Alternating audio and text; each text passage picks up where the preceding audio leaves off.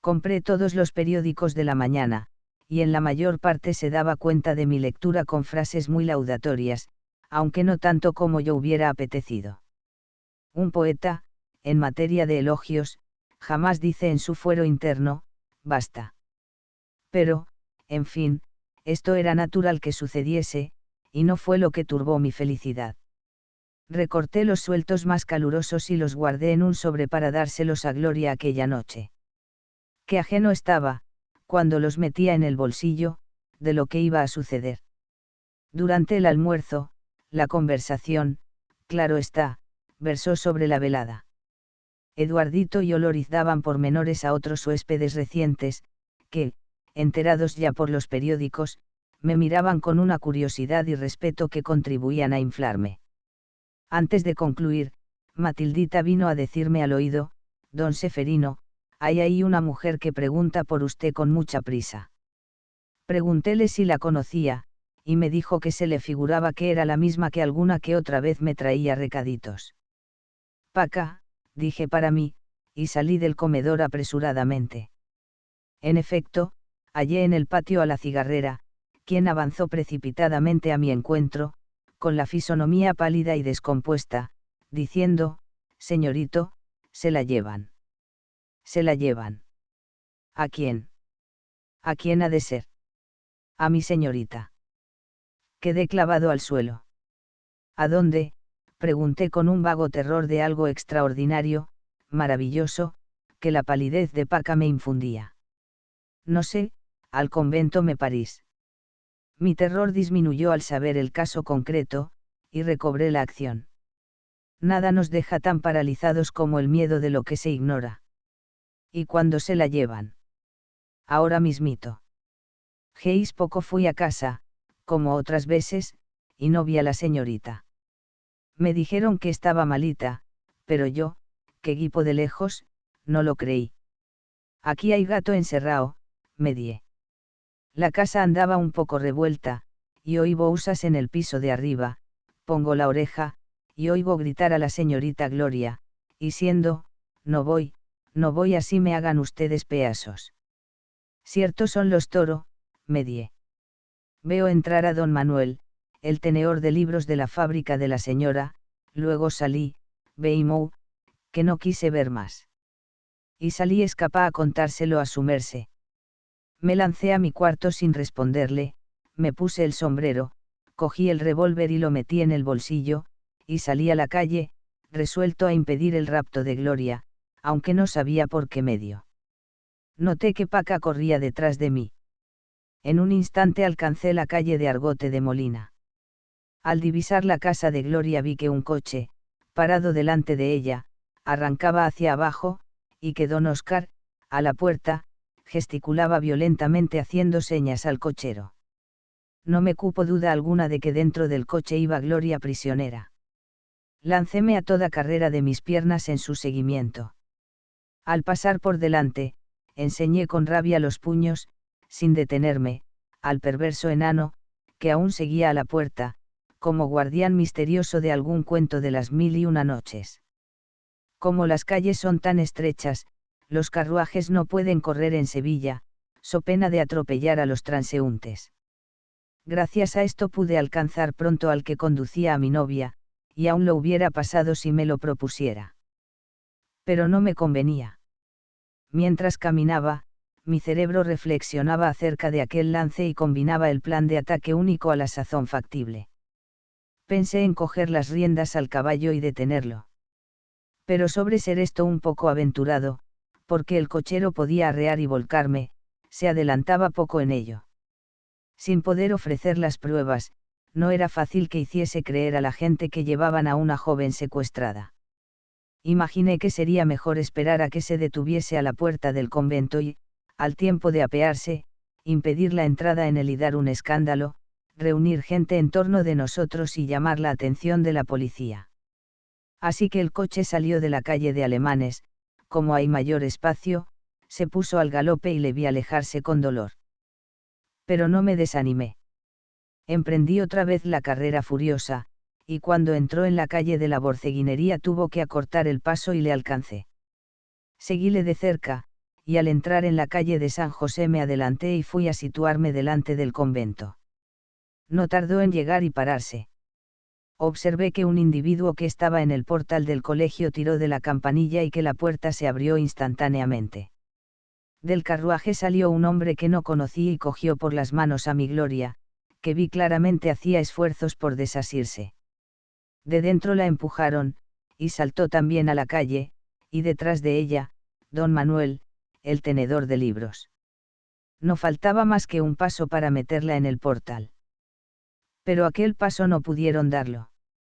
Con el coraje que cualquiera puede suponer me lancé a ellos, diciendo en voz alta, casi a gritos, alto. ¿A dónde llevan ustedes a esa señorita? Seferino, sálvame, gritó Gloria, tratando de acercarse a mí y siendo retenida fuertemente de un brazo por don Manuel. ¿Y a usted qué le importa?, dijo este con mirada y actitud agresivas, pero en voz baja. Me importa mucho, repliqué en tono más alto aún. Ustedes llevan a esta joven secuestrada. Ustedes son unos secuestradores. Suelten ustedes a esa joven, tunantes. Algunos transeúntes ya habían acudido al escuchar mis voces. Vamos, apártese usted, me dijo el hombre desconocido, tratando de echarse sobre mí. Pero di un paso atrás y, sacando el revólver, grité, no pasarán ustedes, canallas, miserables. Suelten a esa joven que llevan secuestrada. En un instante se llenó aquello de gente. Mis gritos eran horrendos. Deseaba que el escándalo fuese gordo y viniese la policía cuanto más pronto. Suelten ustedes a esa joven, secuestradores, proseguía yo, agitando el revólver. Para que ustedes la encierren en la prisión, tendrán que pasar sobre mi cadáver. No grite usted tanto, buen hombre, dijo el tenedor con rabioso acento. Ah. No quieren ustedes que se sepa, exclamé con voz campanuda de cómico de la lengua. Pues yo sí. Quiero desenmascarar a los canallas. No estamos ya en los tiempos en que se emparedaba a la gente. La Inquisición se ha suprimido en España hace mucho tiempo. Este recuerdo oportunísimo me captó la simpatía de la gente.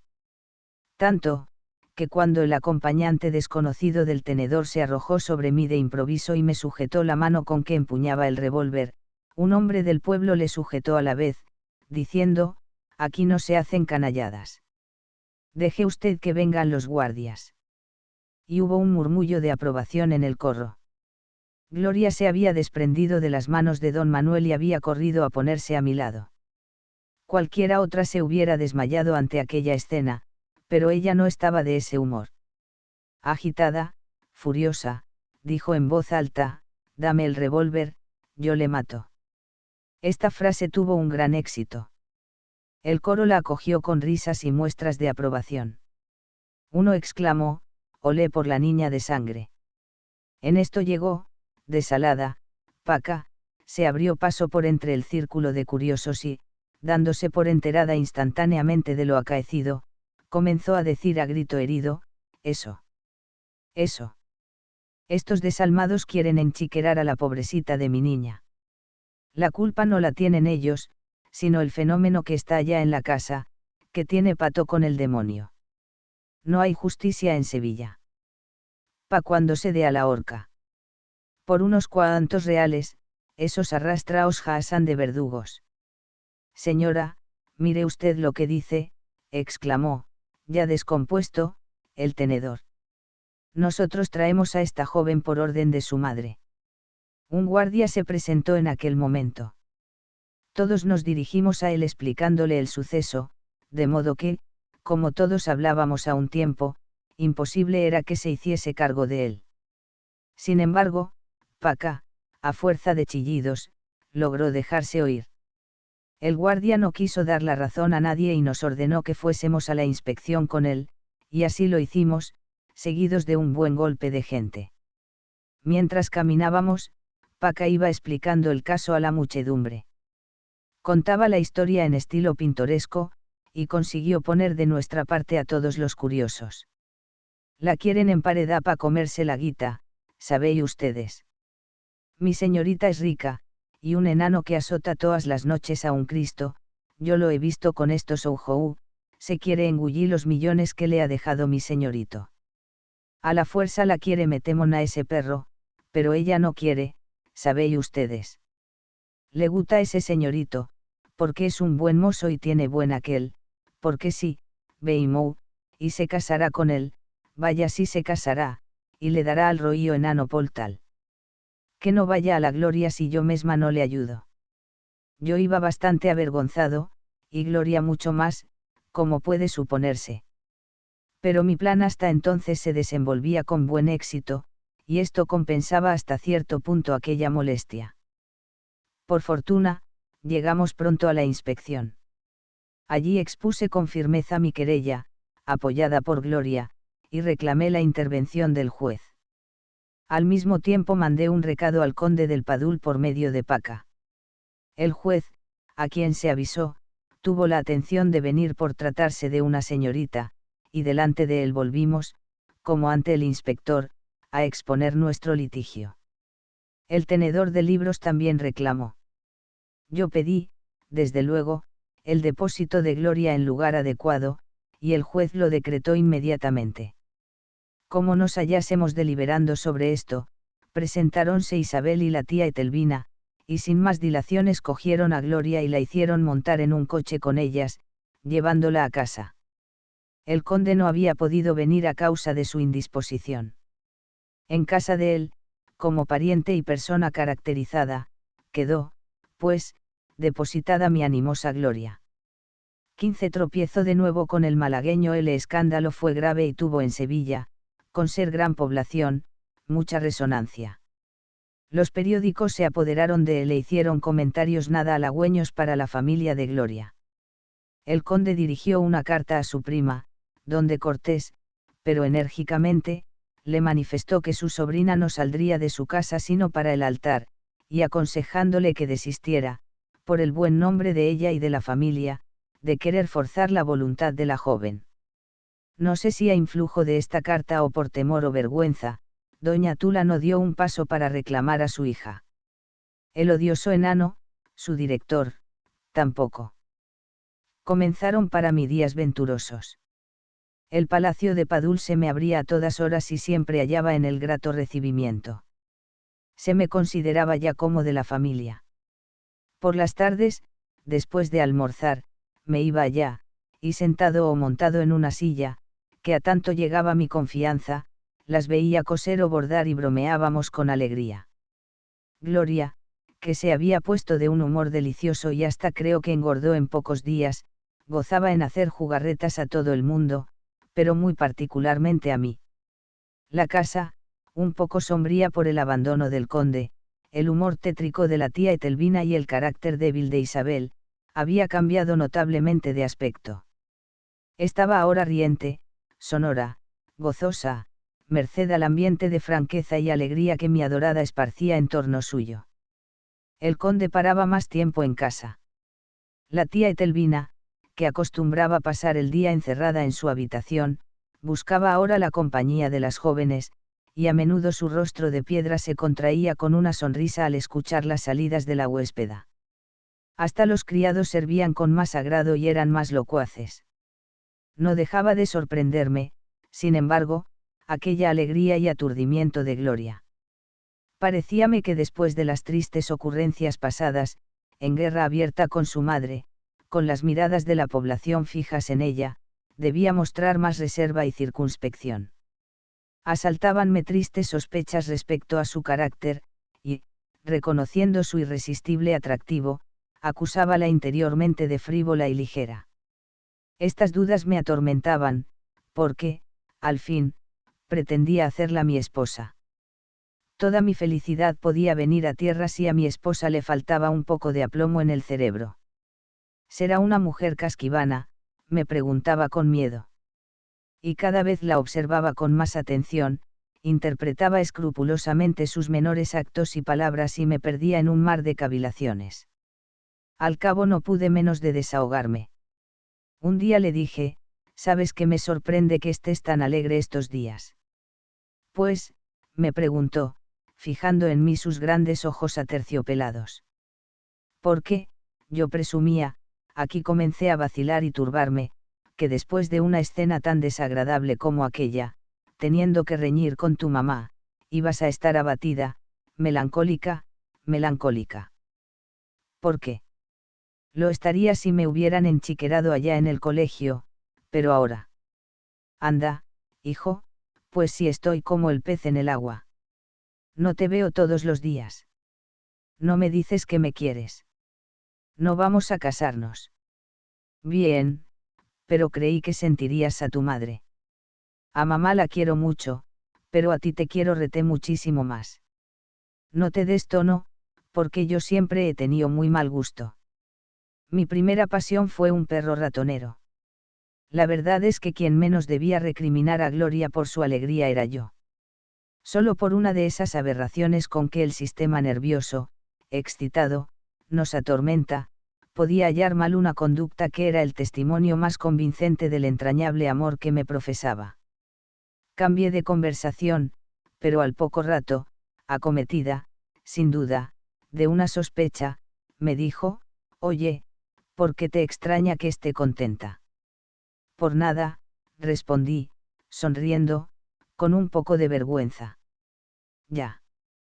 Tú querías que hiciese un poco la comedia, ¿verdad? Que soltase algunas lagrimillas y merís por dentro. Pues, hijo, si la quieres así, busca otra. Yo no sé llorar sin gana. Procuré disuadirla, riendo, de su fundada sospecha, y loé de corazón su franqueza. Cómo pude hallar censurable aquella naturaleza espontánea, sincera, rebosante de pasión y de alegría. Pero las nieblas de la duda no se desvanecieron por completo en mi espíritu, harto suspicaz. Confesaba que Gloria tenía un corazón honrado, era una mujer sin dobleces y que me amaba de todas veras, pero, su carácter ligero seguía inspirándome algún temor. Hoy me quiere, convenido, me decía. Sería capaz de hacer por mi amor cualquier sacrificio. Pero en una mujer de tan viva imaginación, será el amor duradero. Podrá resistir a la prosa continuada del matrimonio. No habrá miedo de que algún día esta vehemencia, este fuego, que es la esencia de su carácter, la despeñen, tristemente para ella y para mí, sobre todo para mí.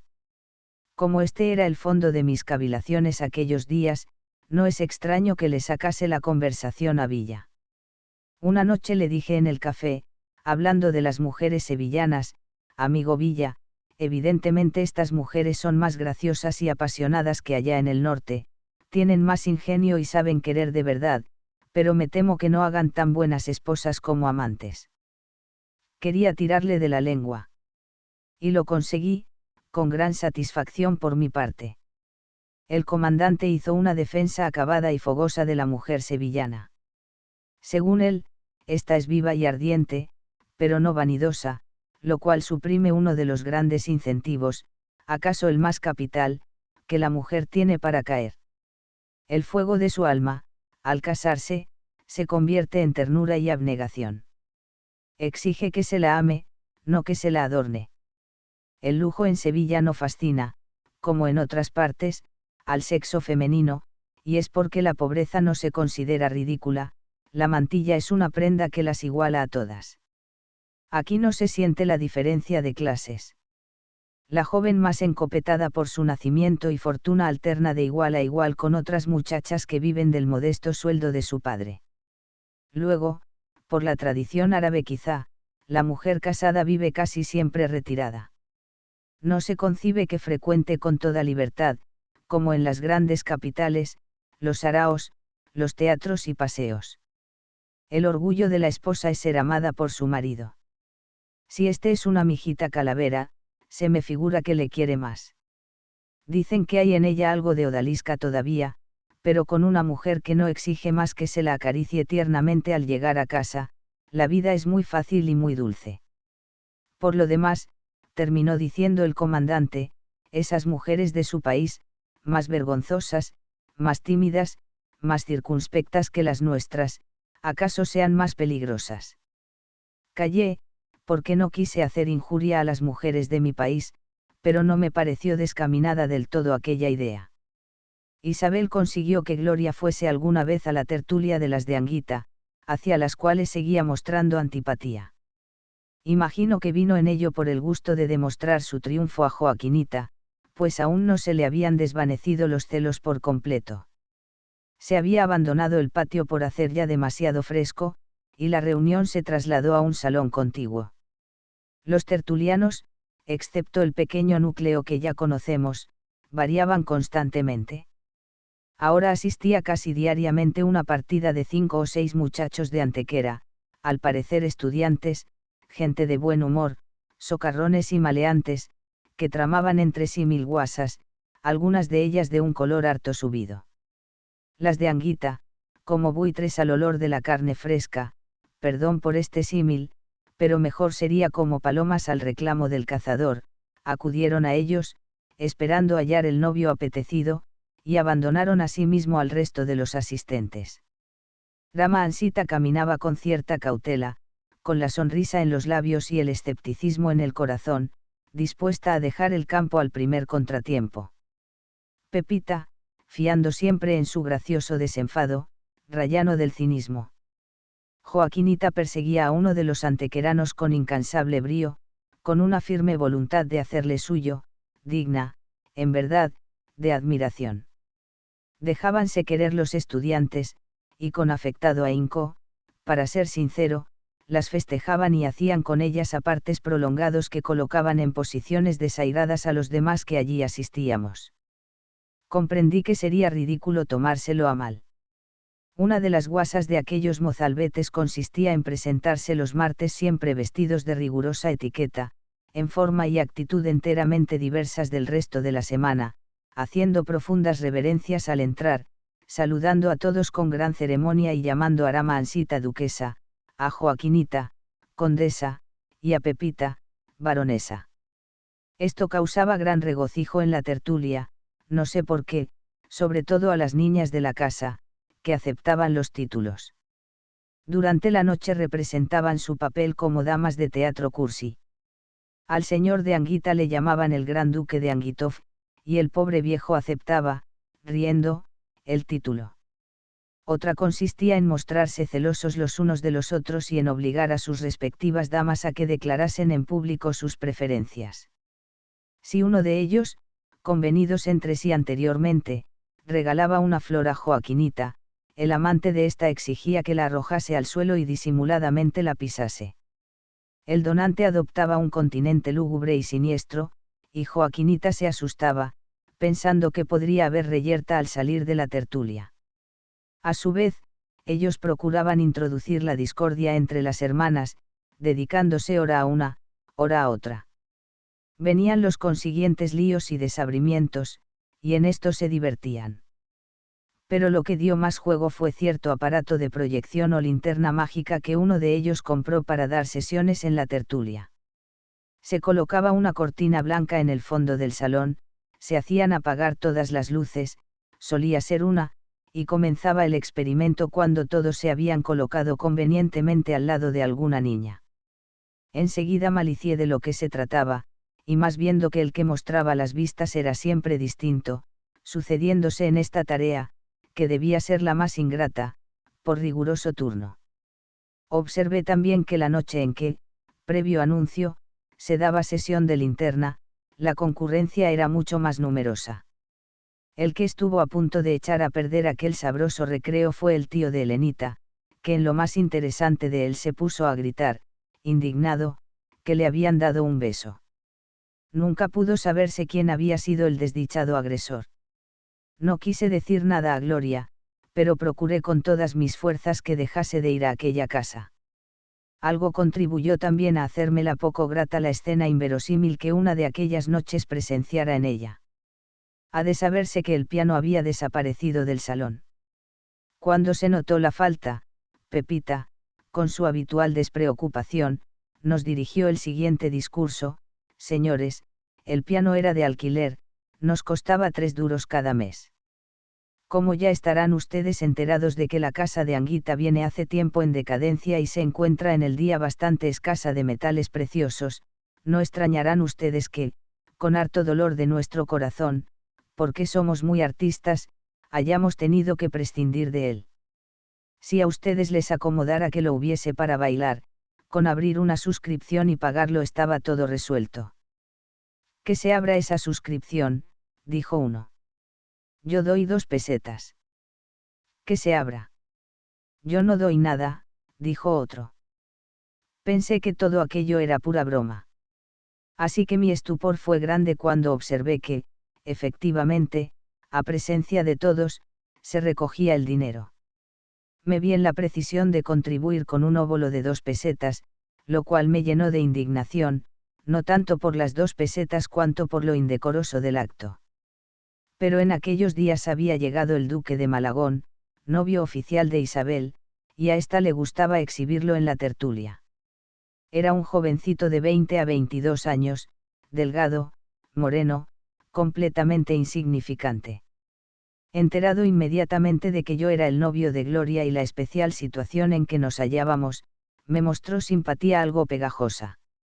Iba a buscarme para salir de paseo, tomaba café conmigo y con Villa y cuando salíamos de casa de Padul, nunca dejaba de acompañarme hasta la mía. Era bondadoso y simpático, pero tenía el aturdimiento y la petulancia de un adolescente. Todo lo zanjaba de golpe y porrazo, para él no había dificultades. Tan pronto me proponía facilitarme medios para marcharme con Gloria al extranjero, como hacer prender a don Oscar por conspirador carlista o pagar a unos gañanes para que le rompiesen la cabeza, etc. Sus proyectos eran siempre expeditivos y penavals por el código. Costábame trabajo sustraerme a sus importunidades, aunque le agradecía el interés que tomaba por mis asuntos. Creía hallarse enamorado de la condesita. Pronto comprendí que estaba en un error. El duque se casaba por hacer el hombre formal. Su novia le preocupaba menos que las 2 jacas francesas que le habían llegado recientemente. Le placía que alabasen a Isabel, y se daba tono acompañándola en el paseo y bailando con ella todos los valses y rigodones que se tocaban en los saraos del Alcázar.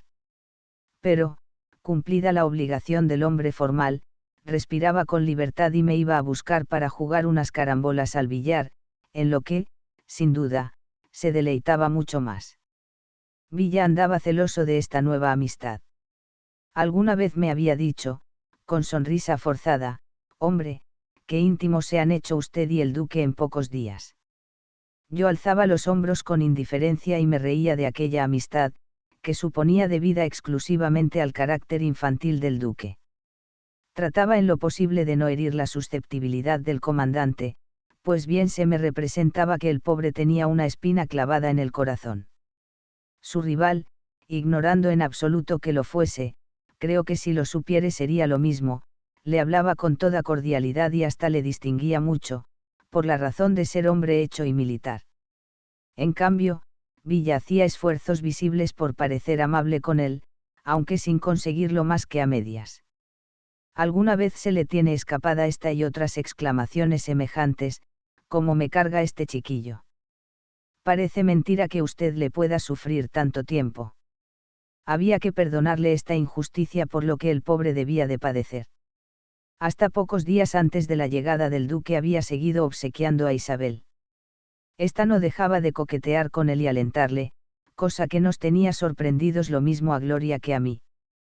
Pero hacía ya algunos días que, desengañado tal vez, o por ventura para hacerse interesante, se dedicaba a una de las de Enríquez, que, con ser amiga y parienta de la condesita, le había recibido con los brazos abiertos. Entonces observé que ésta procuraba atraérselo de nuevo, prodigándole aquellas sonrisas cándidas y bellas de querubín con que le había enloquecido a él y a otros muchos. Le hablaba con singular agrado y, aun delante del duque, le prodigaba atenciones que hubieran parecido mal a cualquier novio menos aturdido que éste. El comandante quería mostrarse insensible a este dulce reclamo, pero no podía. Veíasele rojo, tembloroso, cada vez que la condesita le llamaba para decirle algo. Era curioso observar la lucha que dentro de aquel hombre sostenían el entendimiento y el corazón. El primero le aconsejaba no apartarse de la de Enríquez, no mirar a la condesita, el segundo le exigía adorarla de rodillas, como siempre. Una noche, y tomando café en la Británica, me dio una sorpresa. Estábamos los dos solos frente a la mesa. Notábale distraído, preocupado, pero no triste. Sus ojos brillaban con un fuego especial de malicia y triunfo. A veces, sus labios se contraían con leve sonrisa inmotivada. Se conocía que deseaba hablar, desahogarse, y yo le busqué pretexto para ello en cuanto lo advertí. Le hablé del duque y le expresé mi sospecha de que no estuviese verdaderamente enamorado de Isabel. Al mismo tiempo, añadí, ¿sabe usted lo que se me figura? Que la condesita tampoco le profesa un amor muy entrañable. La cara de beatitud que puso Villa al escuchar esta afirmación en mi boca, por poco me hace soltar la carcajada. Bajó la vista sonriendo, dejó escapar 3 o 4 chicheos, revolvió el café con la cucharilla, echó un sorbo, poniendo los ojos en blanco, y después de limpiarse los labios con sosiego, con el sosiego del hombre fuerte que va a hacer sentir en breve el peso de su valor, llevó la mano al bolsillo interior de la americana, y dijo, sacando una cartera, y de la cartera un sobrecito, entérese usted de lo enamorada que está Isabel del duque. Dentro del sobrecito, que despedía perfume penetrante, había una tarjeta y algunas hojas de rosa. La tarjeta decía, Isabel de Montalvo, condesa del Padul, con corona encima. Al respaldo se leía en letra diminuta, pero clara, lo prometido es deuda. Volví a encerrarla en el sobre con las hojas y se la entregué, altamente sorprendido, a Villa. ¿Qué le parece a usted?, me dijo, guardándola en la cartera con aire triunfal. Muy extraño. Usted se las había pedido, nada más que una, de la rosa que llevaba en el pecho anteayer, en casa de Anguita, y esta mujer se casa el 8 de diciembre. Me espanté del caso más de lo que debiera, porque comprendía que con ello le daba mucho gusto. La verdad es que la conducta de Isabel era inexplicable, pero aquello no tenía la extraordinaria importancia que Villa le daba, mucho más cuando en la tarjeta nada se decía que pudiera alentar sus pretensiones. Conseguí ponerle de un humor delicioso, asegurándole que la condesita solo se casaba por presión de la familia o por razones de conveniencia. Su corazón, indudablemente, estaba en otro lado. Hasta le hice entrever un porvenir dichoso cuando hubiera por medio un editor responsable. En aquel momento mentía yo como un bellaco, porque, en mi concepto, si Isabel no estaba enamorada del duque, por lo menos lo parecía. A Villa tenía la absoluta seguridad de que no le amaba. Si yo mandase esta tarjeta al duque, dijo con profunda emoción, la boda quedaría deshecha. Pero no lo haré, porque soy hombre de honor. De las mujeres me vengo de otro modo. Convine con él en que era cierto que tenía entre sus manos aquella egregia boda, y aplaudí calurosamente su nobleza. Esta ilusión de ser un hombre de alma generosa y heroica acabó de hacerle feliz. Mandó por cigarros habanos y me regaló un puñado de ellos. A la tertulia de Anguita seguía asistiendo con bastante puntualidad mi ex rival Daniel Suárez. Desde la tarde aquella de la excursión a la Palmera, en vez de aumentar su hostilidad hacia mí, decreció notablemente. Con buen acuerdo, sin duda, comprendió que la lucha era imposible, y renunció a ella. Hasta me dio una explicación cierta tarde que me tropezó en las delicias y se emparejó a pasear conmigo. Aunque a usted le disguste, voy a pasear con usted un ratillo. ¿Disgustarme? ¿Por qué? Porque usted me aborrece, confiéselo usted, pues, en efecto, no le tengo mayor simpatía, bien lo sabe usted. Mientras hemos sido rivales, es natural que sucediese, pero ahora que me ha visto usted caer en la misma cuna y por 2 veces recogió. No pude menos de sonreír. Comprendí que tenía razón. Habló con la mayor franqueza de su posición y recordó todos los pasos que había dado para agradar a Gloria, haciendo burla de sí mismo con bastante gracia. Basta de eso. He estado sacudiendo el árbol, y la naranja no ha caído. Usted no ha hecho más que tocarle y se le ha venido a la boca. Buen provecho le haga. El triunfo me hizo generoso.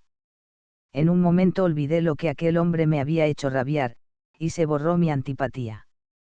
Después de la escena violenta que dio por resultado la salida de Gloria de su casa, Suárez me dio la enhorabuena cordialmente y mostró interés porque aquel estado de cosas durase lo menos posible y viniese la boda cuanto más antes.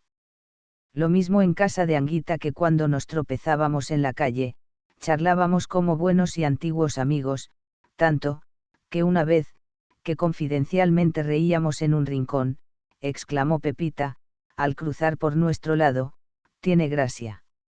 Geis, poco querían ustedes matarse, y ahora nos estamos dando la lengua, ¿verdad, prenda?, replicó Daniel con su inveterado cinismo. A Gloria le sorprendía un poco aquella repentina intimidad, pero no hacía gran caso de ella. En el fondo, el malagueño le era por completo indiferente. Este convencimiento, que recabé de mis observaciones, fue lo que más contribuyó, como puede suponerse, a que se borrase mi antipatía.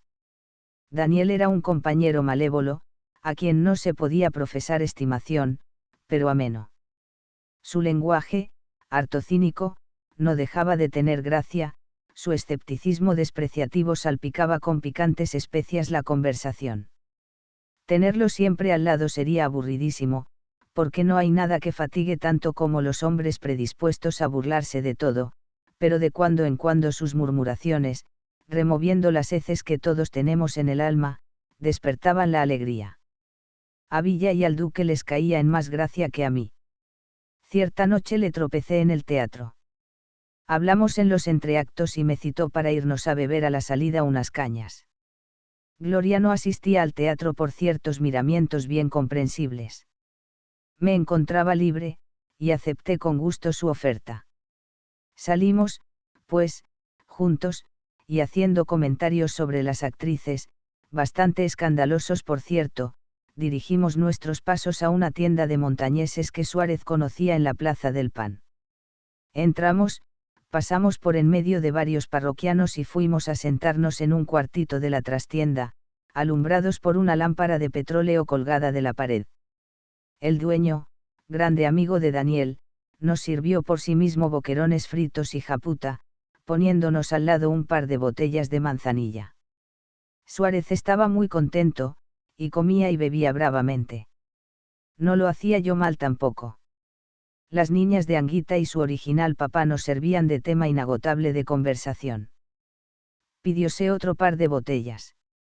¿Sabe usted cómo llaman las monjas en mi país a este pescado?, me preguntó mi compañero, cortando un trozo de japuta y llevándoselo a la boca.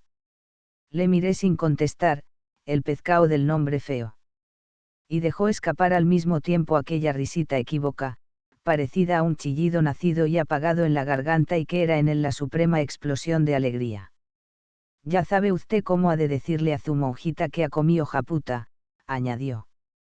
Confieso que el sacar a cuento a mi novia me hizo malísima impresión.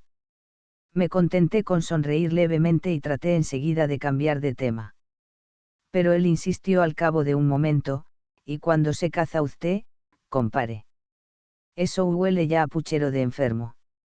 No sé cuándo me casaré ni si me casaré, respondí, bastante secamente. Todo eso es mojama, amigo. Ahora que tiene usted los 2 milloncetes en el bolsillo, viene usted con remilgos. Sentí aquella frase como un bofetón en la mejilla, y le dije, frunciendo el entrecejo, en tono áspero: ruego a usted, Suárez, que no siga en ese camino, porque vamos a reñir. No tolero bromas sobre tal asunto. El malagueño volvió a reír, diciendo con protección: Beimou, no se críe usted bilis, ahora que está usted en vísperas de ser feliz. Nada, lo dicho, repliqué, con las mejillas encendidas ya y con acento más imperioso. A la salud de usted y de su gachona, dijo por toda contestación, sorbiendo una caña. Cambiamos de conversación, y volvió a reinar la alegría y cordialidad. Bebimos el otro par de botellas. Noté que cada vez hablábamos más alto, y sentí en el rostro un calor extraordinario. El de Suárez permanecía tan sereno y cetrino como siempre. Solo sus ojuelos, siempre vivos, parecían bailar ahora arrebatadamente. Dije que en aquel cuartucho hacía demasiado calor, y me levanté para quitarme la americana, pero al hacerlo observé que la habitación se bamboleaba. ¿Sabe usted que estoy un poco mareado? El humo de los cigarros y el calor que aquí hace, ¿quiere usted que salgamos a refrescarnos? Daniel se levantó a su vez, me prohibió pagar, porque tenía allí cuenta abierta, y salimos a la calle. Bajamos a la de las Sierpes, única donde quedaban aún ciertos residuos de animación. Había algunos cafés abiertos. Al través de los cristales veíamos a los rezagados parroquianos gesticular delante de las mesas, aunque ninguna palabra llegaba a nuestros oídos. La noche era espléndida, como casi todas las de aquella venturosa región. Estábamos a últimos de octubre. Suárez se quejaba de que estaba un poco fresca.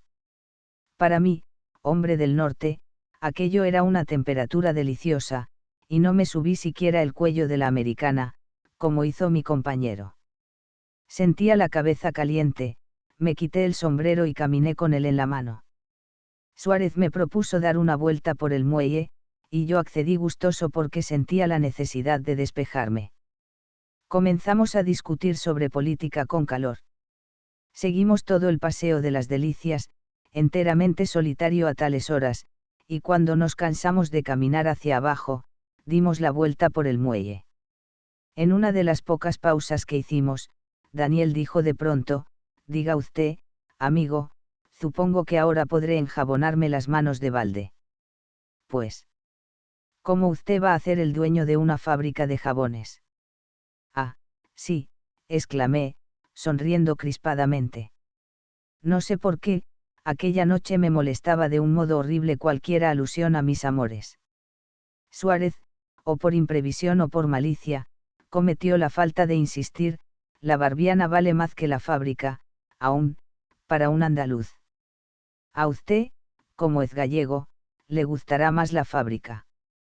Sin aguardar más, a mano vuelta, según íbamos caminando emparejados, le dirigí una tremenda bofetada, que le hizo caer sobre los vagones estacionados sobre la vía del muelle. Me pareció entonces que me había dicho la injuria más atroz que a ningún ser humano puede dirigirse. Y, no contento con esto, me arrojé sobre él con rabia, dirigiéndole con los golpes mil denuestos: canalla, granuja, tío indecente. Suárez, repuesto un poco, me echó las manos al cuello, y comenzamos a forcejear furiosamente. Los dos estábamos bastante cargados de alcohol, pero yo era más alto y más fuerte. Pronto conseguí separar las manos de mi enemigo, que me oprimían, y le abrumé a mojicones. Mas, de repente, vi brillar un arma en su mano, y casi al mismo tiempo sentí hacia la cadera como la impresión de un alfilerazo. Me arrojé de nuevo sobre él y le sujeté la mano en que tenía la navaja. Cobarde, suelta esa navaja, le decía. Y dábamos vueltas por el muelle, sin hacernos cargo de que estábamos a la orilla del agua. En una de estas vueltas me falló un pie y caí al río, no sin arrastrar conmigo al malagueño. No le vi más. La impresión del agua fría apagó la calentura de ambos. Solté las manos y el primer pensamiento de los dos al salir a la superficie fue el de salvar nuestras preciosas existencias. Cada cual nadó por su lado. Al ruido que habíamos hecho habíanse despertado algunos marineros que dormían en los barcos anclados, y acudió también la pareja de carabineros que estaba de vigilancia. Diéronse voces de socorro, prodújose el alboroto consiguiente. A mí me sacaron en vilo dos marineros que habían saltado en un bote. A Suárez fueron a sacarle un poco más lejos, por las escaleras mismas del muelle. Pero al poner el pie en el bote me encontré con que no podía mantenerme derecho. Estoy herido, les dije. Háganme el favor de llevarme a casa. Subiéronme al muelle, y se vio que, en efecto, destilaba sangre por una cadera. Entonces los carabineros prendieron a Suárez, y uno de ellos le condujo a la inspección. A mí me transportaron a la botica más próxima, se llamó al boticario, que dormía, bajó y examinó la herida. Era mayor de lo que yo pensaba. Me hizo la primera cura provisional y mandó que inmediatamente me trasladasen a la cama y se avisase al médico. Lleváronme en una silla hasta casa. No fue pequeño el susto que allí hubo al verme entrar de aquel modo. Los huéspedes se levantaron, y todos se pusieron en movimiento para socorrerme. Matildita se hizo merecedora de mi gratitud eterna por la actividad prodigiosa que desplegó en atenderme, a pesar de hallarse la pobrecita muy asustada. Antes que el médico forense y los otros que, por diferentes conductos, habían sido llamados, vino el juez a tomarme declaración. Procuré hacer con ella el menor daño posible a Suárez. Dije que éramos amigos íntimos, que habíamos bebido más de la cuenta y, disputando en el muelle por cuestiones insignificantes, nos habíamos pegado, que Suárez había sacado una navaja para defenderse, porque yo era más fuerte, y que me había precipitado sobre él, saliendo herido en el encuentro. La conciencia me obligaba a hacer esta declaración, pues yo le había agredido por leve motivo, teniendo en cuenta que hablaba en broma. Sin embargo, más adelante pensé que bien podría haber sido preparada aquella escena, porque el malagueño era hombre malintencionado y vengativo. En el día en que esto escribo aún no sé si, en efecto, me llevó al muelle con objeto de buscarme camorra y herirme o matarme, o todo fue resultado del manzanilla que teníamos entre pecho y espalda. La herida, aunque bastante profunda, no había interesado ningún órgano importante. El único peligro, según el médico, hubiera sido la hemorragia, pero ésta se cortó, afortunadamente, por el baño imprevisto de agua fría que me di. Sin embargo, me levantó bastante fiebre y me obligó a permanecer en cama 9 días. Al siguiente de mi percance mandé un recado por Villa Gloria, participándole lo que me había sucedido. Por la tarde, ella, Isabel y el conde se presentaron de improviso en mi cuarto. Tuve una alegría inmensa y más cuando Isabel me dijo en voz baja que Gloria había tomado la iniciativa en aquella visita.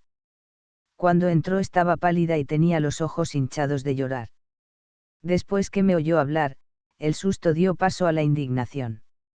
Rompió en denuestos contra mi agresor. ¡Qué cobardía! ¡Qué vileza! Herirte ese tío de las patas tuertas. Callaba, y después de un rato volvía a exclamar, con rabia, atreverse ese tío de las patas tuertas. Por lo visto, mi novia pensaba que el agravio habría sido menor si el adversario hubiera tenido las piernas derechas. El conde, viendo mi estado relativamente satisfactorio, se opuso a que se telegrafiase a mi padre, para no alarmarle. Y, en efecto, a los 9 días pude levantarme, y 4 después salir a la calle y terminar, como se dirá en el capítulo siguiente, la aventura amorosa que constituye el fondo de esta verídica narración.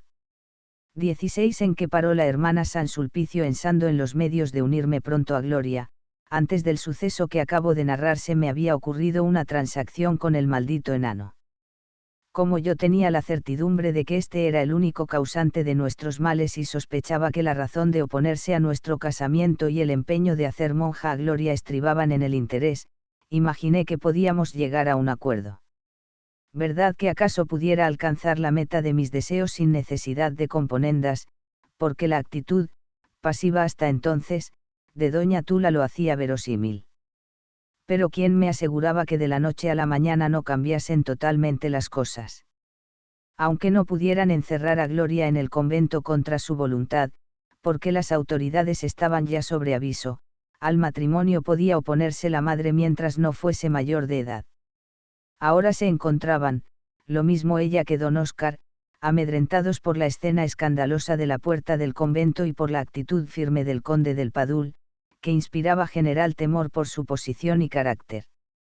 Mas, si llegaban a vencer este miedo, lo mismo del conde que de la opinión pública, volvería a encontrarse en grave aprieto. Aunque no consiguiesen otra cosa que aplazar el matrimonio, ya era bastante para mi anhelo, que cada día iba siendo mayor.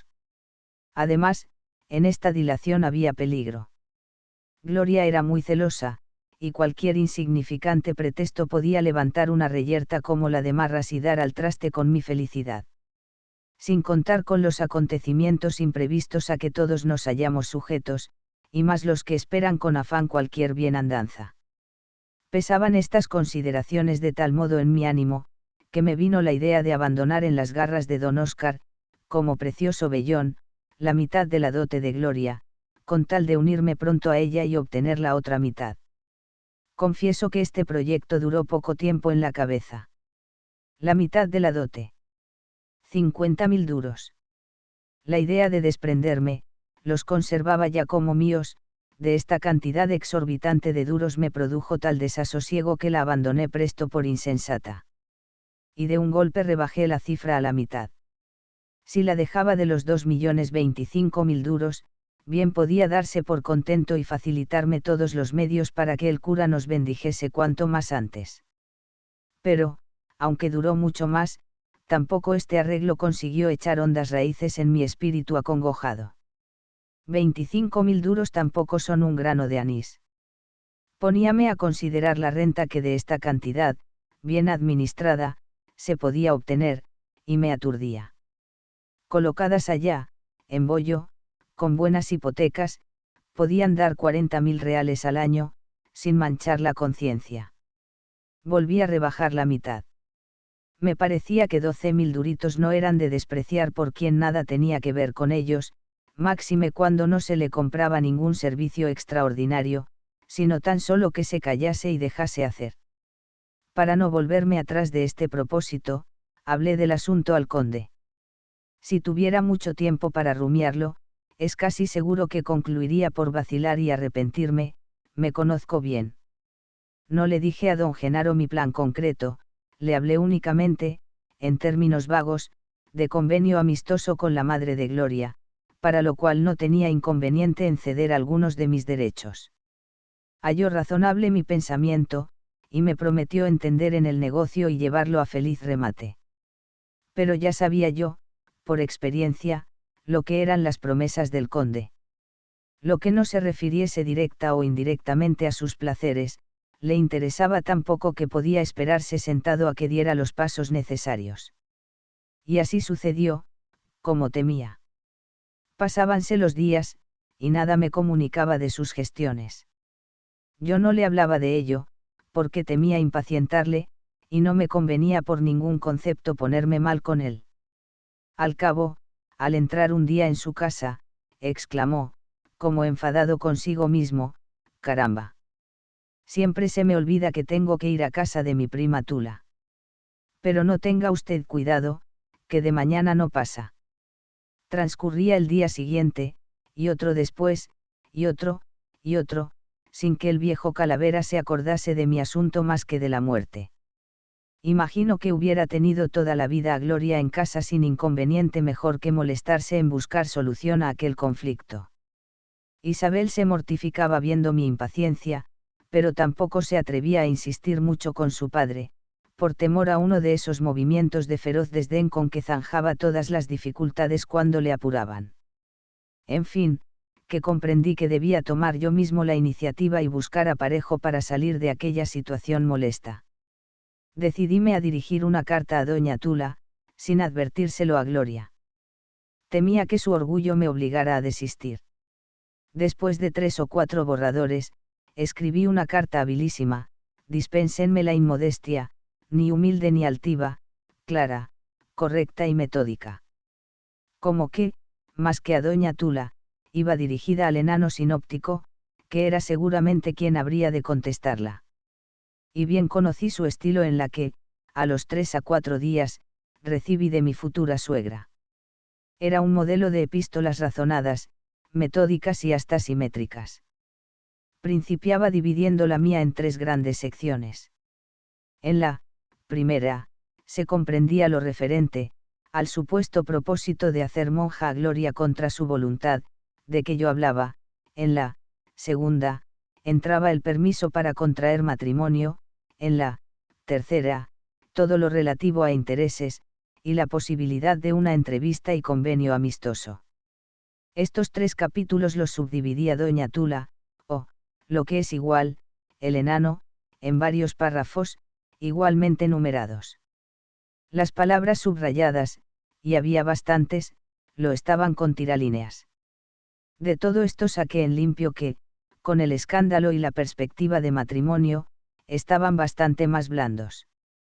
Al punto de la entrevista, que era, sin duda, el más interesante, me respondía que estaba dispuesta a concedérmela, con tal que fuese solo.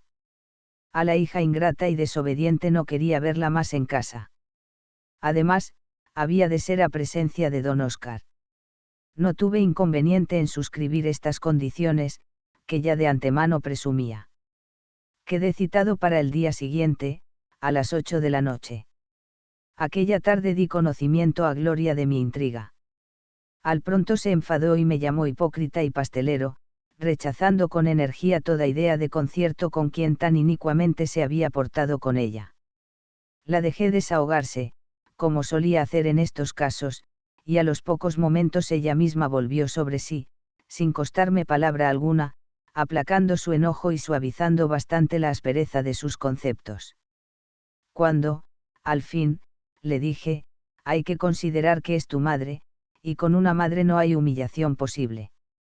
La vi enternecerse, los ojos se le arrasaron de lágrimas, y exclamó, queriendo reprimir los sollozos con un esfuerzo, a mi madre la quiero con toda mi alma, y la perdono. Está embaucada. Si no lo estuviera, no haría conmigo lo que ha hecho, pero a ese tío brujo, que ha de arder en los infiernos, nadie le corta el pescuezo más que yo. Y, detrás de las lágrimas, brillaron sus ojos africanos con un fulgor siniestro, que hacía verosímil la promesa. Todo el día siguiente lo pasé concertando mi plan diplomático de ataque.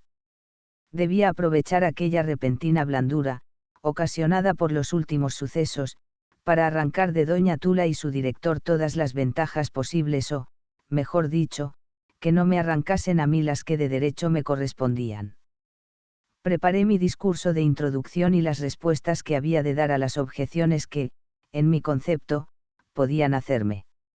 Repetíme más de 100 veces que lo más esencial en la próxima conferencia era no alterarse bajo ningún pretexto, escuchar con absoluta calma cualquier impertinencia y obligarlos por la astucia a ceder y transigir en lo que me importaba. No había necesidad de tantas interiores recomendaciones, porque la naturaleza me ha hecho bastante diplomático. El espíritu dúctil y fijo de mi raza nunca se ha desmentido en los actos trascendentales en que me he visto precisado a intervenir. Cuando llegaron las 7:30 de la noche, me vestí aquella famosa larga levita que tanto odiaba Gloria, pero que juzgué muy del caso en estas circunstancias. Púseme el sombrero de copa alta y una chalina severa de raso negro, y metiéndome los guantes salí de casa y me dirigí con todo el aspecto de un embajador a la morada de mi futura suegra. Fui retardando el paso, para llegar a la puerta a las 8 en punto, ni un minuto más ni uno menos. La criada que salió a abrirme, y que me conocía del tiempo en que yo era dependiente de la casa, me acogió con alegría y quiso entablar conversación, pero la corté con un gesto grave, preguntándole con toda solemnidad por la señora doña Gertrudis Osorio, viuda de Bermúdez. Sí, señorito, le está a usted esperando.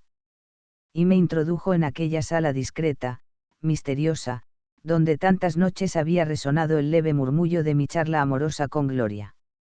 Miré otra vez con enternecimiento el alféizar de aquella ventana en que mi adorada se sentaba, pero al instante volví en mi acuerdo, juzgando que no era hora de enternecerse ni pensar en niñerías, sino de aguzar el ingenio y dar gallarda muestra de ser tan buen dialéctico como poeta.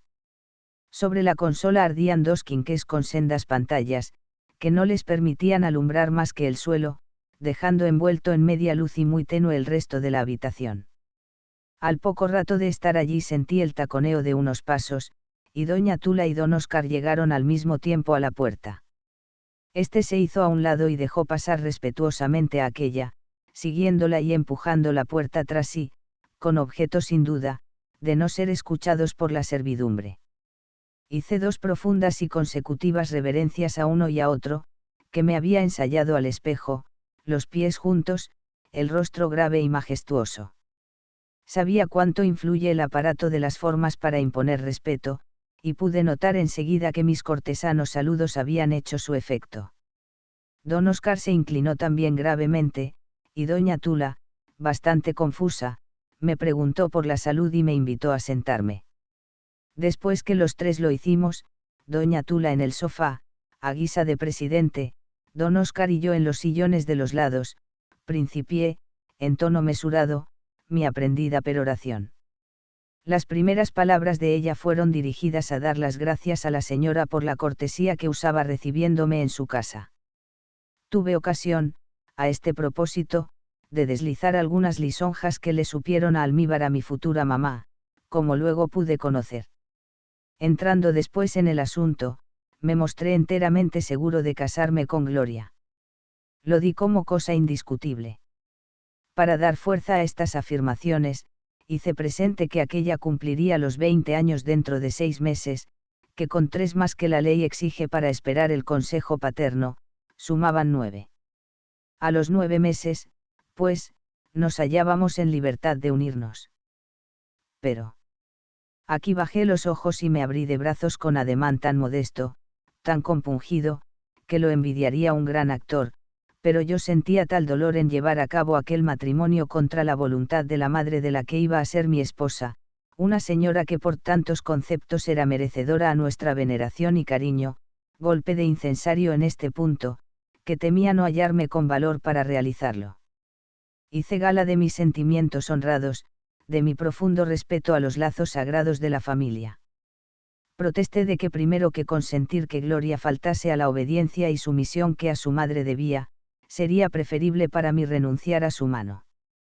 Al llegar aquí manifesté que traía de ella encargo expreso de pedirle humildemente perdón. No venía en persona a pedirlo por el temor de no ser recibida. Si Gloria hubiese escuchado esta parte de mi discurso, de seguro que me araña. Pasé luego a la cuestión de intereses, y aparecí generoso, desprendido. Este asunto, para mí, era muy secundario. Aunque no podía llamarme rico, como era hijo único tenía más que suficiente para vivir con modestia. La fortuna de Gloria no me interesaba mucho. Sabía que estaba perfectamente administrada, y tal seguridad me obligaba a mostrarme indiferente y descuidado respecto de ella. Esta fue la parte del discurso que peor dije. Era la menos sentida. Cuando terminé, doña Tula se apresuró a manifestarme, con su vocecita dulce, que no me guardaba ningún rencor, que le parecía una persona muy decente, y que lo único que sentía era que hubiese tenido la desgracia de enamorarme de su hija. La miré con sorpresa, y eso que venía resuelto a no asombrarme de nada, y respondí que, lejos de considerar como una desgracia el haber tropezado con Gloria, lo tenía a gran ventura, y me creía obligado por ello a dar gracias a la providencia, sobre todo el día que nuestra unión se realizase. Miróme fijamente, con ojos compasivos, la diminuta señora. ¿Cree usted de verdad que le hará feliz mi hija Gloria? ¿Por qué no, señora? Mucho le agradezco esa buena opinión que tiene de mi niña. Los padres gozamos tanto cuando oímos elogiar a los hijos de nuestro corazón, pobrecito. Se conoce que tiene usted buenos sentimientos. No es verdad, don Oscar, que nuestro amigo Sanjurjo tiene un alma muy buena. Aquellas reticencias respecto a Gloria, con que no contaba, me molestaron más aún que el discurso de don Oscar, que se apresuró a tomar la palabra, diciendo, no estoy conforme con casi nada de lo que acaba de decirnos este caballerito. Ha hablado bastante, y a pesar de traerlo aprendido de memoria, he observado mucha confusión y mucho desorden en su perorata. Ha pronunciado frases, muchas frases, pero ideas razonables y serias he hallado muy pocas. En primer lugar, este caballerito nos habla de su matrimonio con la desdichada hija de doña Tula como de cosa resuelta y juzgada, sin tener en cuenta que su madre puede reclamarla al instante y hacerse cargo de ella en tanto no cumpla los 20 años. Para entonces, quién sabe si se habrán modificado sus ideas. Después de esta afirmación, que considero atrevida y un poco desvergonzada, nos habla de sus sentimientos honrados, de su respeto a la autoridad paterna y de otra porción de cosas por el estilo, que son en su boca risibles. El que ha entrado en esta casa usurpando un nombre para mejor engañarnos, el que se ha vendido por amigo y dependiente de la casa para seducir a la hija de su dueño, el que ha tenido la osadía de oponerse con el revólver en la mano a que se cumpliese la voluntad de una madre, produciendo un escándalo en la calle, no debe venir hablándonos de sus sentimientos, porque ya los conocemos bien. Este caballerito ha visto una joven que le han dicho que es rica y huérfana, y ha abierto el ojo. Quiere a todo trance hacer fortuna, y no repara en llevar la discordia y la desolación a una familia. Le prevengo, sin embargo, que todavía no ha caído en sus manos. Si esta excelente señora quiere seguir mi consejo, no solo no concederá el perdón a su desobediente hija, sino que mañana mismo la reclamará. Veremos si, a pesar de la protección de su magnate, que más le valiera atenderse a sí mismo, no se cumplen las leyes. La voz cavernosa del enano, poblando de sones ásperos y profundos la estancia, resonó todavía después de haber callado. Sus piernas, que no llegaban al suelo, se movían como péndulos, sus enormes bigotes, proyectados por la luz en la pared, parecían dos grandes colas de zorro. Me parece, don Oscar, profirió doña Tula con su vocecita aguda, que ha tratado usted demasiado mal a nuestro amigo Sanjurjo, este bendito señor es tan severo, dirigiéndose a mí con una mirada falsa. Pobrecito. No se disguste usted demasiado, que todo se ha de arreglar con la ayuda de Dios nuestro Señor. Doña Tula, aquí no hay severidad, replicó el enano.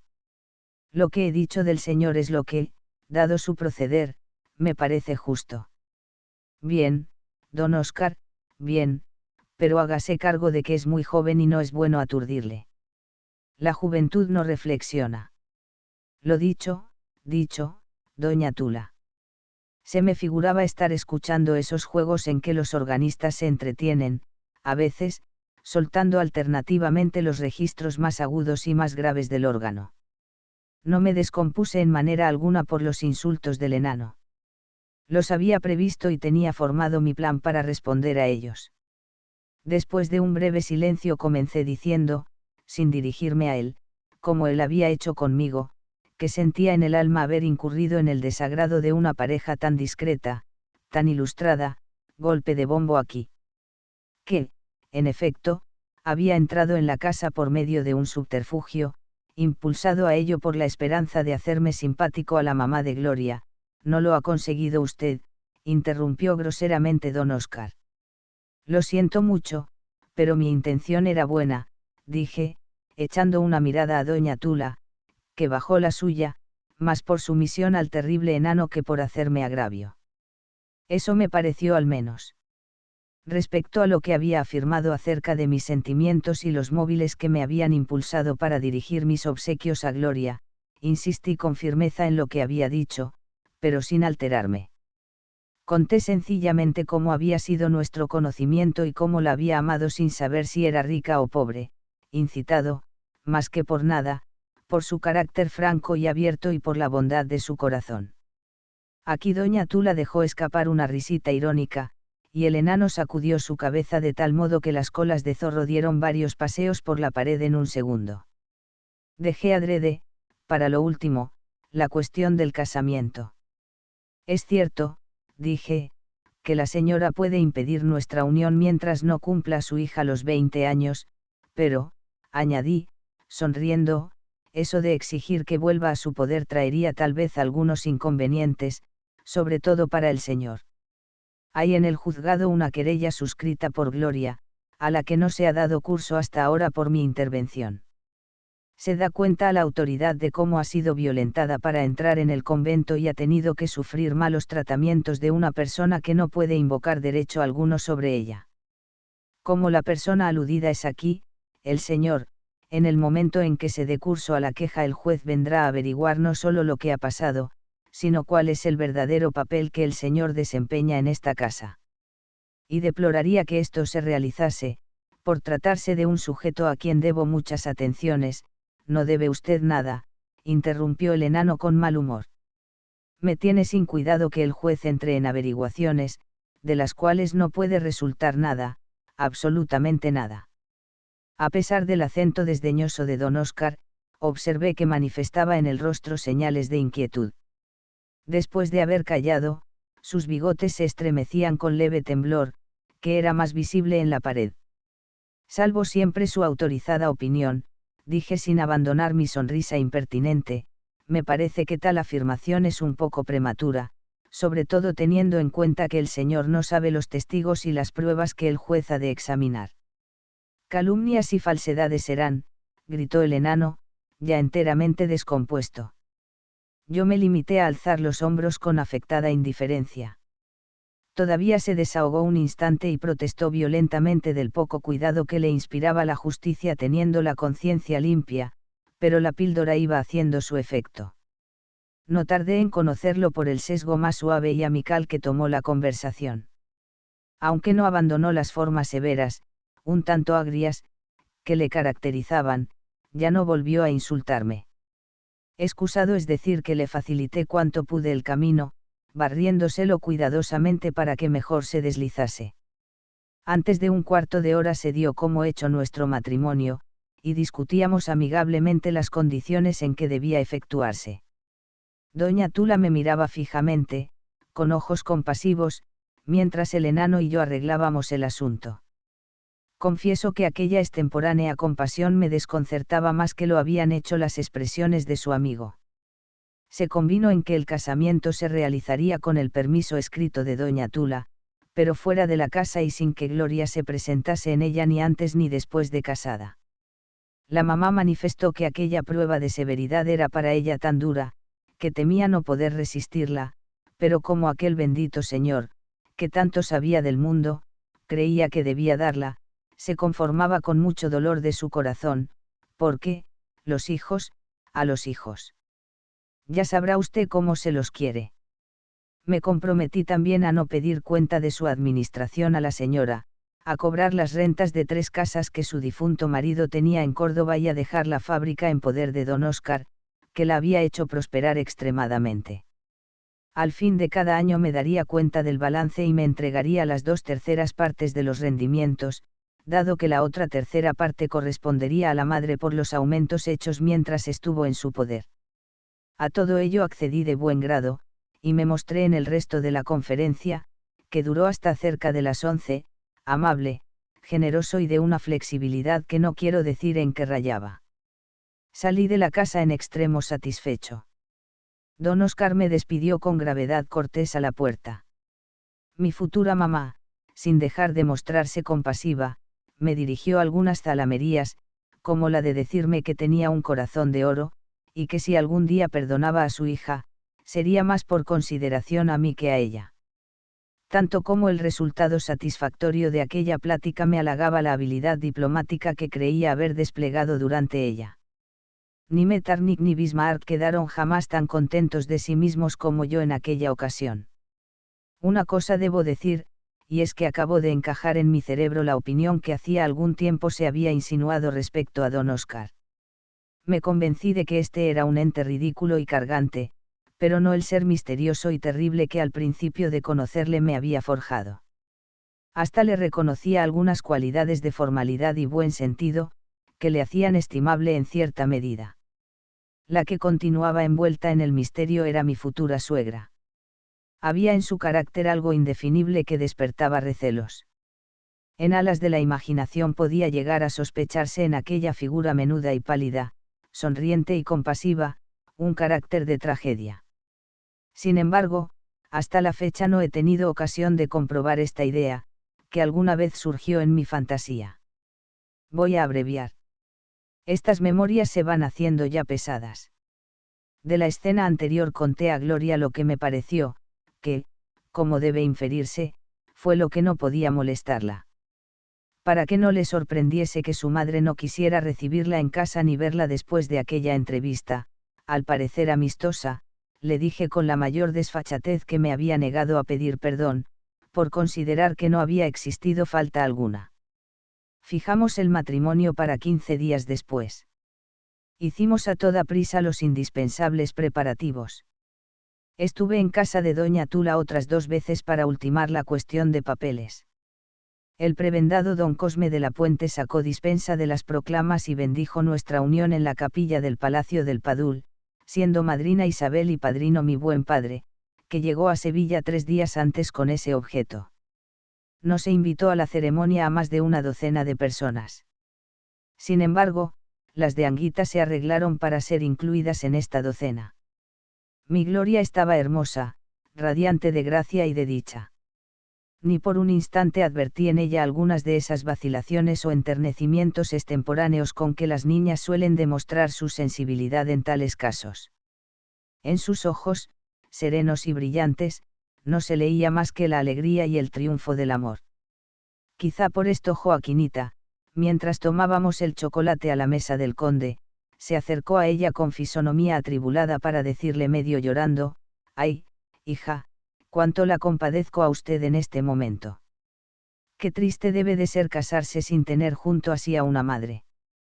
«Más triste es no casarse», respondió secamente mi esposa, con una intención que hizo subir los colores al rostro de la imprudente. Cuando nos hubimos desayunado se fue arriba a cambiar de traje, pues nos marchábamos a Madrid en el tren Correo, que se hila a las 10. Fueron a despedirnos a la estación todos los asistentes a la ceremonia. Mi mujer dio la mano a todo el mundo, pero no abrazó más que a Isabel y a otra persona, a que no saben ustedes cuál. A Paca, a la buena y valiente cigarrera, que tanto había contribuido a nuestra dicha. Yo me despedí con verdadera emoción de mis amigos, sobre todo de Villa, de Matildita, que había ido a la estación la pobrecita a despedirme con su hermano, y del duque de Malagón. Este muchacho, a pesar de su ligereza y de las tonterías que sus pocos años le obligaban a cometer, era tan afectuoso, que había llegado a quererle de veras. Su casamiento debía realizarse pocos días después. Quedamos citados para París, a donde yo pensaba dirigirme. Nuestro viaje no tuvo incidente alguno, fuera de esos pormenores propios del caso, que tantas veces los novelistas han contado. Yo ni quiero ni puedo hacerlo. Hasta Madrid, donde nos dejó, las canas de mi anciano padre imponían a nuestras relaciones un sello tan casto y tan dulce a la vez, que es fácil no vuelva a sentir felicidad tan pura como entonces. Me detuve en Madrid 15 días, y aunque no me apartaba casi nunca de mi esposa, como era natural, tuve ocasión para dejarla en la fonda una noche charlando con otra huéspeda y me fui a saludar a mis amigos, los poetas dramáticos del Oriental. Recibiéronme con una indiferencia que me heló el corazón. Verdad es que en el momento que yo me acerqué a la mesa discutían con calor si una pieza de un compañero estrenada en Martín la noche anterior daría entradas o no, sería un éxito, metálico, como decía gráficamente uno, o simplemente literario. Cuando terminó la disputa, al cabo, se fijaron un poco más en mí. Les hizo mucha gracia el que me hubiese casado, no sé por qué, y se rieron a mi costa un rato. Uno de ellos me dijo, con semblante risueño y protector: «Bien, amigo Sanjurjo, le doy a usted la enhorabuena. Todos le deseamos muchas felicidades y que no tarde usted en volver en comisión, con otros diputados provinciales, a gestionar la rebaja de la tarifa de consumos. Y que sea usted pronto de la comisión permanente», dijo otro. «Y a ver si me echa usted a presidio a alguno del bando contrario. Yo creo que Sanjurjo es hombre de ambición y ha de llegar a ser de la comisión de actas del Congreso». Vamos, que aquellos jóvenes autores me estaban tomando el pelo. Salí de mal humor del café. Pero al regresar a la fonda y encontrarme con Gloria recobré de pronto la alegría y no pude menos de decirme riendo: «En medio de todo, no deja de ser chistoso que esos desarrapados me compadezcan por haberme casado con este lucero de la mañana y tener 2 millones más en el bolsillo». Uno de ellos llevaba 2 dedos de grasa en el cuello del gabán, a otro le faltaban los botones, otro no gastaba puños en la camisa. Y todos, absolutamente todos, tenían los pantalones deshilachados. Me los representaba en su domicilio durmiendo en un catre con chinches, comiendo albondiguillas como perdigones en salsa viscosa y peleándose con la patrona por inexactitud en el reintegro de sus haberes, y admiré y bendije la providencia de Dios, que a los que priva de medios de dicha, provee tan largamente de imaginación. Mi mujer, al revés de muchas provincianas que juzgan rebajada su dignidad si se asombran o admiran de algo al entrar en la capital, se admiraba y entusiasmaba con todo lo que veía. El paseo de coches del Retiro, los suntuosos escaparates, los grandes edificios, el lujo del Teatro Real, la hacían prorrumpir en exclamaciones de placer y de asombro. El teatro, sobre todo, la seducía. No solo gozaba en las óperas cantadas por los primeros artistas y representadas con un lujo que ella no había soñado, sino que tanto, y aún sospecho que más, le placían las piezas en 1 o 2 actos que se hacían en los teatros por horas. Se desternillaba de risa con los chistes y los gestos de los actores. Como casi todas las andaluzas, tenía muy afinado el sentido de lo cómico. Otra cosa que le gustaba muchísimo era almorzar en los restaurantes. Eso de entrar cada día en sitio distinto, sentarnos a una mesa entre otra porción de ellas ocupadas, quitarse el sombrero y los guantes y hacer con gran detenimiento la elección de los platos entre los más apetitosos de la lista, constituía para ella un placer muy vivo. Yo, conociéndolo, se los prodigaba, con detrimento del bolsillo, pues el pupilaje seguía corriendo en la fonda. El examen que nunca dejaba de hacer de los que comían cerca de nosotros le sugería observaciones algunas veces muy saladas, siempre vivas y alegres, animadas por esa imaginación meridional que todo lo agiganta. A los postres tenía las mejillas encendidas, los ojos, aquellos ojos incomparables, brillaban con fuego dulce y malicioso. Crean ustedes que mi mujer estaba guapísima en tales momentos. Tomábamos un coche y nos íbamos de paseo al Retiro. No quisiera marcharme de aquí, me decía alguna vez. Qué feliz soy. Más que en el convento, le preguntaba riendo. Uf, el convento. Mira, si me hubieses abandonado, entraría en él otra vez a mortificar a las niñas, como la hermana de Siree. Ahora comprendo que nosotras estábamos pagando el mariposeo de algún gallego francés. Antes de partir para París, donde contábamos pasar otros 15 días, hice una cosa que me va a enajenar la simpatía del lector, si por casualidad he logrado alcanzarla. No la estamparía en estas memorias si no me hubieran dicho personas que lo entienden que con ciertas confesiones de nuestras flaquezas gana mucho el estudio de la psicología. Aunque poeta lírico, profeso a la ciencia un respeto profundísimo, que las cuchufletas de Collantes y demás amigos dramáticos no han logrado entibiar. Tratándose, pues, de su adelantamiento, no vacilo en sacrificar mi humilde persona, y espero que el lector, si no es uno de esos caatouns atrabiliarios que no conocen más que la línea recta, aunque me censure, como es justo, no se ensañará conmigo. Ha de saberse, pues, que antes de dejar a Madrid envié a Sevilla un poder legalizado para reclamar en debida forma la hacienda que, por herencia de su padre, pertenecía a mi esposa. Como se recordará, en la entrevista que tuve con mi suegra y don Oscar me había comprometido a no pedirles cuentas y a dejar la fábrica en su poder, lo mismo que las demás fincas que constituían la herencia. No había firmado ningún documento, pero había dado mi palabra. Ahora bien, esta palabra me mortificaba de un modo increíble durante mi luna de miel. A todas horas estaba pensando en aquella bendita dote, prisionera en manos extrañas. ¿Quién sabe lo que harían con ella? Comprendí que mientras esto sucediese no podía ser feliz, que un pensamiento melancólico, una duda funesta iría siempre unida a mis transportes amorosos, mientras las escrituras de la herencia no estuviesen en mi poder. Cuando, al fin, eché la carta al correo con el documento notarial, respiré como si me hubiesen quitado un gran peso de encima. Salimos para París sin grandes deseos por parte de Gloria. Mas a los 3 o 4 días de hallarnos allá, y después de haber disfrutado de su maravillosa animación, me pedía ya que nos volviésemos a España. Conocía perfectamente el francés, pero le causaba, según me decía, una impresión extraña oírlo en boca de los actores sirviendo para expresar conceptos maliciosos, acostumbrada como estaba a leer en los libros de oración. En cuanto a mí, debo confesar, aunque me cueste trabajo, que no conozco del idioma de Víctor Hugo más que un trozo del Telémaco, que aprendí cuando empecé a estudiarlo, y algunas frases de la gramática. ¿Ha visto usted el queso de mi hermana? No, señor, he visto el trinchante del cocinero. ¿Tiene usted el libro de la doncella? No, señor, tengo los calzoncillos del notario, etc. Cuando ya nos preparábamos para el regreso, llegaron, unidos por el santo vínculo, Isabel y el duque de Malagón. Sentimos gran placer al verlos, y los 3 días que estuvimos juntos fueron los más felices que pasamos desde nuestra partida. Dimos, al fin, la vuelta para España, dejándolos a ellos en la capital de Francia.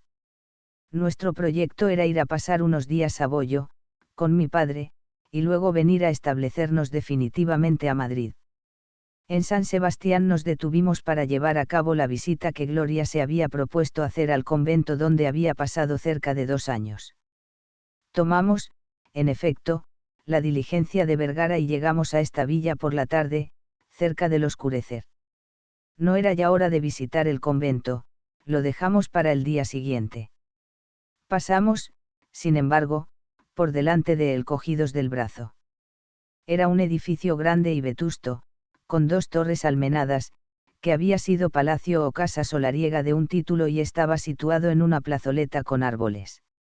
Mira, me dijo mi esposa con enternecimiento, ¿ves aquellas 2 ventanitas de la torre? Allí dormía yo con Máxima y otra educanda. ¿Cuántas noches me tengo levantado para mirar al cielo? ¿Y en qué pensabas mirándolo? No sé. En nada. ¿No te venían deseos de escaparte? Nunca.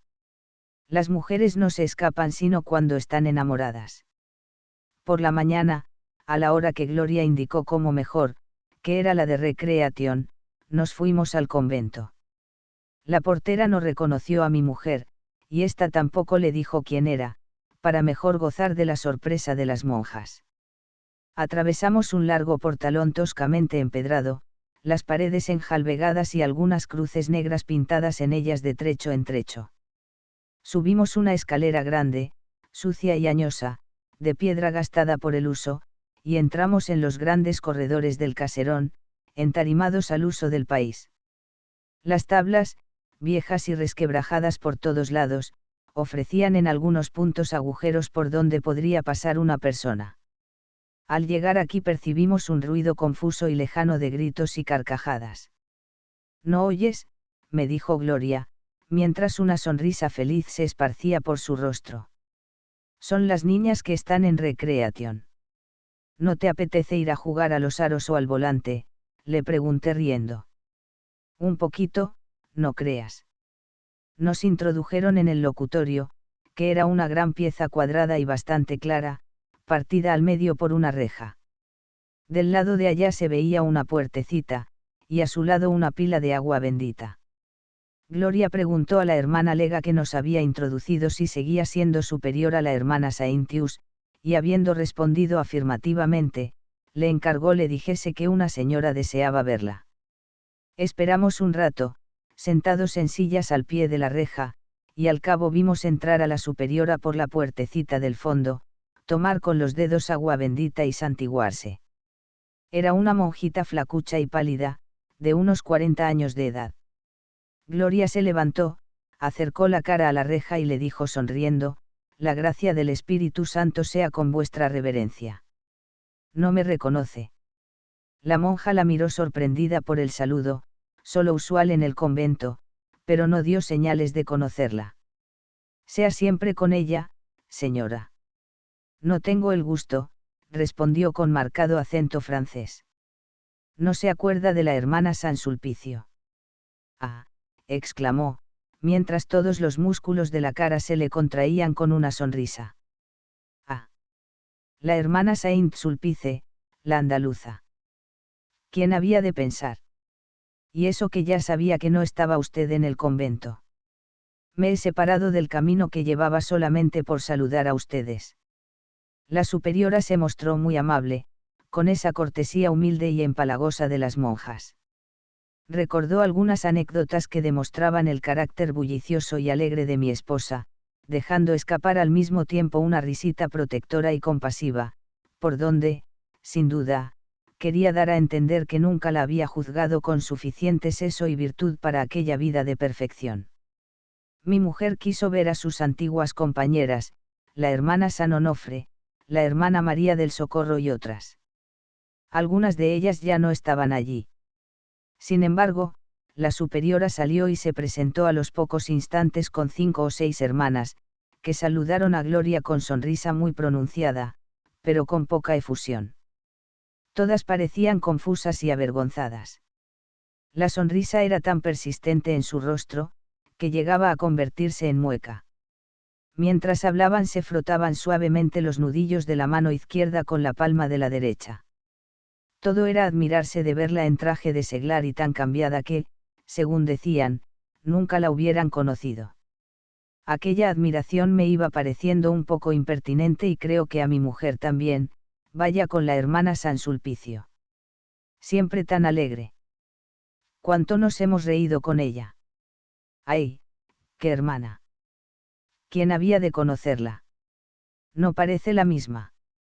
Y sus palabras y sus gestos dejaban traslucir la misma idea que los de la superiora, esto es, que nunca la habían juzgado con el espíritu de oración y contemplación indispensable para ser esposa de Jesucristo, o sea, hablando vulgarmente, que la habían considerado toda la vida como una joven sin chaveta. A todo esto, ni la superiora ni las hermanas habían preguntado quién era yo y cómo y por qué se encontraba Gloria en aquel sitio. Dirigíanme con disimulo vivas miradas de curiosidad, advirtiéndose que les embarazaba mi presencia. Yo no había despegado los labios. Mi esposa, picada, sin duda, de aquella preterición, les dijo de pronto, no saben vuestras caridades que me he casado. Las hermanitas soltaron la carcajada. ¡Ay, qué hermana! Siempre de tan buen humor, exclamó la superiora. Sí, madre, me he casado heis 1 mes y 3 días con este buen mozo que ustedes ven delante. No tiene más que un defecto, añadió, poniéndose triste, y es que es gallego. Pero no lo parís, ¿verdad? ¡Qué hermana!, volvieron a exclamar algunas monjitas. ¡Qué gracia tiene! Pues no dice que se ha casado, lo que no se le ocurre a ella, que no quieren vuestras caridades creerlo. Las caridades siguieron riendo, arrojándome miradas penetrantes y maliciosas. Pues ahora mismito se van ustedes a convencer, exclamó mi esposa con arranque. Y echándome al mismo tiempo los brazos al cuello, comenzó a darme sonoros besos en las mejillas, diciendo, rico mío. No eres mi marido.